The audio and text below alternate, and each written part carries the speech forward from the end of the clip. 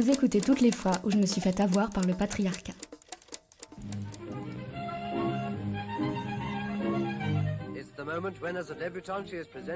Je m'appelle Garance Souzy et aujourd'hui je me demande qui a tué la Kennedy.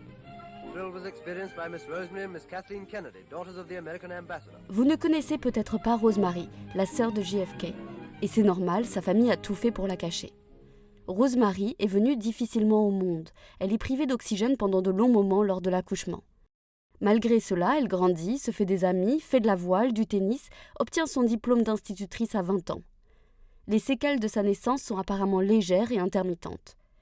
Mais dans les années qui suivent, une étrange maladie s'empare d'elle. Elle sort le soir dans des bars, s'intéresse aux garçons et parfois elle s'énerve.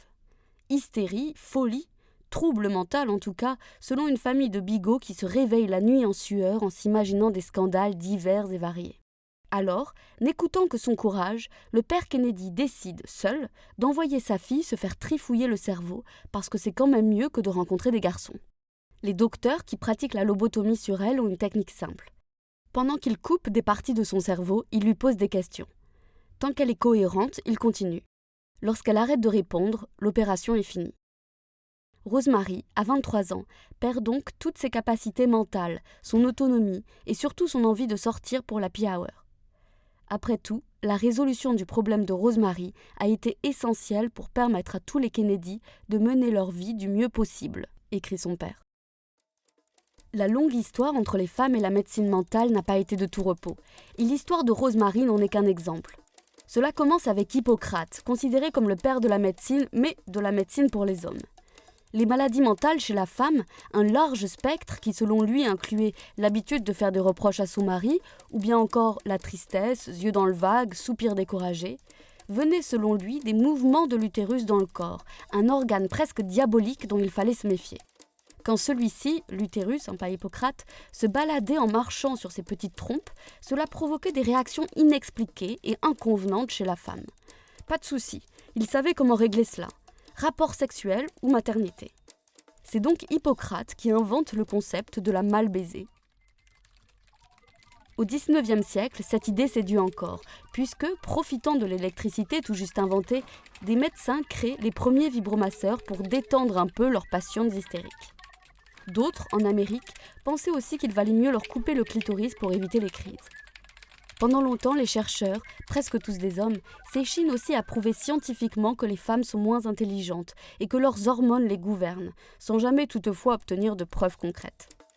De tout temps, la suspicion de l'hystérie chez la femme a entraîné des conséquences dramatiques pour celle-ci, en permettant aux hommes de mieux les contrôler quand elles devenaient un peu trop libres. Dès que l'une d'entre elles troublait l'ordre public ou familial, en s'éloignant de la norme, on l'enfermait dans des asiles psychiatriques, de la même manière qu'on les brûlait à d'autres époques. Et il était facile de troubler l'ordre public, parler trop fort, se rebeller, être célibataire.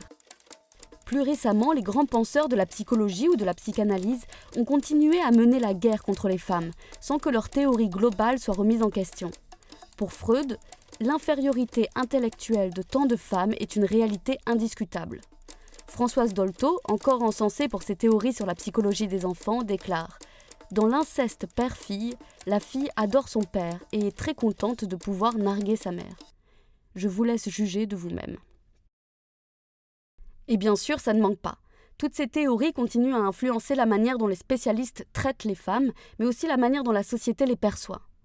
Selon des études, quand un homme et une femme présentent exactement les mêmes symptômes, les spécialistes seront beaucoup plus enclins à tirer la gâchette du diagnostic, dépression, bipolarité, trouble borderline, lorsque leur patient est une femme. Et avec le diagnostic viennent les médicaments, qui la ramènent dans la norme des comportements attendus, qui changent sa personnalité et qui provoquent de nombreux effets secondaires. Les femmes vivent des vies violentes. Elles sont plus victimes de discrimination, de précarité financière, de violences physiques au sein du couple ou de violences sexuelles partout, d'une reconnaissance moindre au travail, de normes plus appuyées sur la manière de se comporter ou sur l'apparence. Mais la manière dont elles réagissent à ces violences est facilement vue comme un problème que l'on doit traiter avec des médicaments. Tristesse, agressivité, violence, renfermement sur soi-même, anxiété, haine de soi. En bref, ce sont des malades de réagir comme ça. La possibilité de régler ces problèmes comme ce qu'ils sont, c'est-à-dire des injustices structurelles, politiques, sociales, est donc déniée aux femmes. Les spécialistes se concentrent plutôt sur l'individualisation des problèmes, allant parfois jusqu'à rendre les femmes responsables des situations qui leur tombent dessus, et pathologisent de plus en plus facilement des réactions normales envers des difficultés qu'elles surmontent. Et beaucoup continuent à penser qu'elles sont plus irrationnelles, ce qui présente beaucoup d'avantages pour les hommes qui les entourent. Tu fais la gueule parce que je ne t'aide pas avec le nouveau bébé et que tu passes ta journée à changer des couches, baby blues. Tu perds patience parce que je fais des blagues sur les fesses des femmes à la machine à café, syndrome prémenstruel. Ta situation financière est complexe, tu n'as pas obtenu la promotion que tu voulais, tu en souffres, anxiété généralisée. Tu dis que je t'ai violée, mythomane, manipulatrice. Tu veux la garde de tes enfants parce que tu dis que ton mari est violent avec eux, syndrome d'aliénation parentale. Tu dois prendre en compte, toujours, tout le temps, les sentiments de ceux qui t'entourent. Tu dois jouer le rôle de médiatrice pour que tout le monde se sente bien. Et tu es fatigué psychologiquement de ce travail invisible, dépression. Ton père te violait quand tu étais petite, complexe d'Electre. Ton corps vieillissant a fait de toi une citoyenne de seconde zone. Et tout est fait pour que tu te sentes invisible, inutile, ménopause et dérèglement des hormones. Tu réponds avec colère quand on t'harcèle ou qu'on t'agresse, bipolarité. Vraiment, l'irrationalité féminine est très utile. Comme j'ai le temps, je vais vous donner quelques exemples. Les règles ne sont presque jamais abordées dans les films. On ne voit pas de femmes qui sortent de leur sac une serviette hygiénique ou un tampon, qui ont des crampes, qui tachent leurs draps. Par contre, on voit beaucoup, souvent, des femmes dont la personnalité change à cause de leur cycle menstruel. C'est même une blague très utilisée et qui fait beaucoup rire, surtout quand elle met en scène les réactions de peur des hommes qui essayent d'éviter le monstre menstruel qui vit avec eux. Les études sur le syndrome prémenstruel tendent en réalité à prouver qu'il est très rare. Environ 5% des femmes présenteraient des fluctuations de l'humeur. Mais malgré tout, une grande partie des femmes pensent en être victimes. Cette prophétie autoréalisatrice, qui les force à analyser leurs émotions en fonction du calendrier, les empêche de se les approprier pleinement. Et cela contribue à l'idée que les femmes sont soumises à leurs hormones, des êtres inférieurs plus proches de la nature que les hommes qui, eux, n'ont pas ces problèmes-là. Ce mythe de l'irrationalité permet aussi à certains hommes de remettre en question la parole des femmes et leur combat. Je pense à Léo Grasset, un youtubeur accusé de viol, qui pour se défendre a déclaré que la femme en question était une mythomane, une psycho-bitch et une folle incompétente. Je pense à Amber Heard, qui a été diabolisée, pathologisée lors de son procès contre un mari qu'elle avait dit violent. Je pense aussi à Valeurs Actuelles, qui titre récemment sur les combats de l'hystérie féministe, en se demandant comment les féministes sont-elles devenues folles. Devenues, je sais pas, parce que c'est déjà ce qu'on disait des suffragettes, ces femmes qui nous ont obtenu le droit de vote et qui étaient elles aussi cataloguées comme des hystériques à l'époque. Les hommes, eux, au contraire, peuvent être des orateurs passionnés et rester toujours sur le terrain de la raison, même quand ils parlent fort. Je pense aussi au secteur médical, où cette parole des femmes est remise en question, irrationalité oblige. Cela les pousse aussi à requalifier des problèmes physiques comme des problèmes psychologiques. Un homme et une femme se présentent chez un docteur pour anxiété sévère. L'homme sera envoyé vers un médecin pour vérifier sa thyroïde et la femme sera envoyée chez un psy. J'ai emprunté plusieurs manuels de psychologie sociale à la bibliothèque, ceux que les étudiants utilisent pour réviser. Certains expliquent qu'il faut prendre en compte les structures sociales pour mieux comprendre les patients sans jamais expliquer ce qu'est réellement le sexisme, le racisme, le validisme, l'homophobie que beaucoup de nous subissons. D'autres entrent plus dans les détails et font un travail admirable pour former les prochains spécialistes. J'en conclus que la qualité de la formation à ces sujets est très inégale et qu'il est dur de se départir de siècles d'histoire de la médecine mentale et de son aversion profonde pour les femmes. Pourtant, il est absolument nécessaire que ces spécialistes comprennent ce que l'on vit pour nous aider. Comment aider une personne non blanche à surmonter une dépression, à recommencer à s'aimer, sans prendre en compte la réalité sociale dans laquelle elle évolue, sans prendre en compte le racisme structurel, parfois presque invisible, insidieux, auquel elle doit faire face chaque jour? Comment aider une femme à quitter un mari violent si on ne prend pas en compte les millions de représentations qui l'ont bombardée, comme tiens, La Belle et la Bête, et l'injonction faite aux femmes d'épauler psychologiquement, d'entourer de leur amour des maris qui sont parfois monstrueux, dans l'espoir de les faire changer? Comment aider une femme en colère, sans se demander si soi-même, on n'a pas des préjugés sexistes sur les degrés de colère qu'une femme normale pourrait atteindre?